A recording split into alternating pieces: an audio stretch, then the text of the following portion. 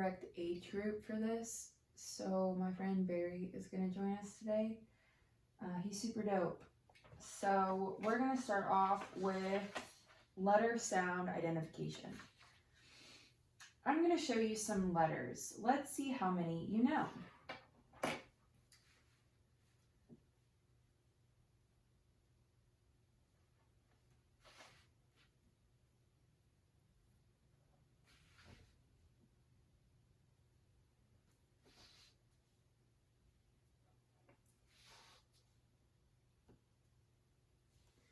And obviously, if this was in a normal situation, if they were to give me a sound or word, I would follow what it says in here and say, you're right, that letter has that sound, but can you tell me the name of that letter? So with that, we're going to move on to lowercase letters.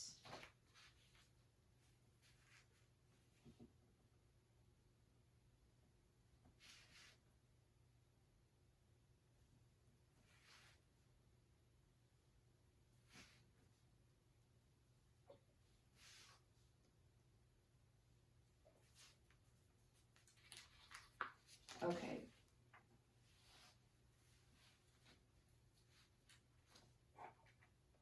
And then for the second portion, making sure that they have the letter sound.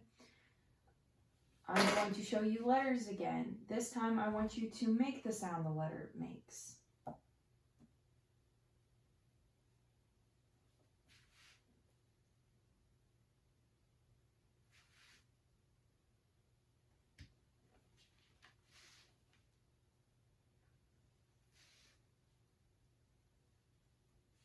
Good job. So for our next assessment, we're going to be doing the past. I don't have colored chips for this first one, so we will be using paper clips.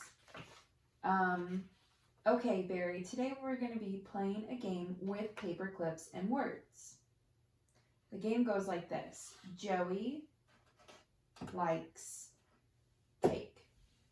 Does that make sense? He understands. Okay, now it's going to be your turn. Tom ran home. I have 2 pets. Did you eat lunch? What are you doing? Terry loves to play soccer. Yesterday it rained. 2 words that sound alike at the end of them, such as hat and sat, are rhyming words. Do sit and bit rhyme? Good job. What about chair and boy? Okay, now that we understand, I'm going to ask you if some words rhyme, and you're going to tell me if they do or not. Okay, what about bed and fed? Good job. Top and hop? Run and soap? Hand and sand? Funny and bunny? Girl and giants? Good job. I'm going to say a word, and you're going to tell me what rhymes with it. It can be a real word or a non-word. What is a word that rhymes with sit? Good job. What about pain? Cake, hop. See, dark, and candy. Good job. I'm going to say a word in a funny way. You're going to put the parts of the word together. Like outside, outside. Robot, robot. Okay. Pencil. Good job. Rainbow. Popcorn. Blackboard. Sidewalk. Paper. Good job. Now I'm going to say a word and then break it apart or into syllables. So like this. Rainbow. rainbow. Okay, so now you're going to do what I just did. Basket, bedroom, fantastic, maybe, helicopter. Good job. We're going to play a game with words. One part of the word is going to be left out. For example, sunshine without shine is sun. What is airline without air? Good job. Okay, so now you're going to say downtown without down. Inside without in. Forget without get. Basket without ket. After without ter. So I'm going to say a word and then break it into parts or syllables. For example, rainbow, rainbow, rainbow. And now you're going to do what I just did. Basket, bedroom, fantastic, maybe, helicopter. Very good job. So now we're going to play a game with words where one part of the word is left out. For example, sunshine without shine is sun. So now you're going to say airline without air. Good job. Now we're going to do a couple more. Can you say downtown without down? Say inside without in. Say forget without get. Say basket without kit. Say after without ter. Say skateboard without skate. Good job. Moving on, I'm going to say a word, and then you're going to tell me the first sound of that word. What is the first sound in the word top? Good job. Make sure that you say the sound and not the letter. Can you tell me the first sound in big? What is the first sound in land? What is the first sound in farm? What is the first sound in apple? What is the first sound in desk? What is the first sound in ship? Good job. I'm going to say a word, and then you're going to tell me the last sound of the word. What is the last sound in the word pot? Good job. Again, make sure that you say the sound and not the letter. What is the last sound in the word pick? What is the last sound in the word ran? What is the last sound in the word fill? What is the last sound in the word bug? What is the last sound in the word same? What is the last sound in the word tooth? You did a very good job. So now I'm going to separate all the sounds in a word, and you're going to say the whole word.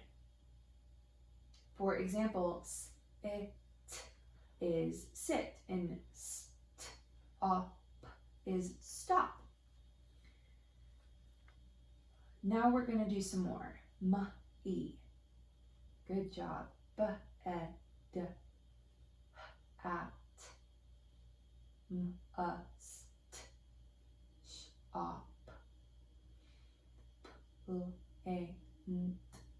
Good job. Play a game with the sounds in a word. Let me show you how we're going to play it, okay? So for dime, it goes D-I-M. Does that make sense? Okay, I want you to try with hat. Good job. Okay. You're now going to do it for in, at, name, ship, sock, and chin. Good job. Okay, so now we're going to play another word game, and this is where the beginning sound of a word is going to be left off. So for example, bed without b is ed. Can you say can without k? Good job. Okay, so now we're going to do it with a couple more words. Sun without s, pig without p, mop without m, neck without n, bat without b, and tape without t. Good job. Okay, a game that's very similar to the one we just played, but this one, the final part of the word is going to be left off. For example, goat without t is go. Can you say meat without t? Good job. So let's try it with a couple more words, okay?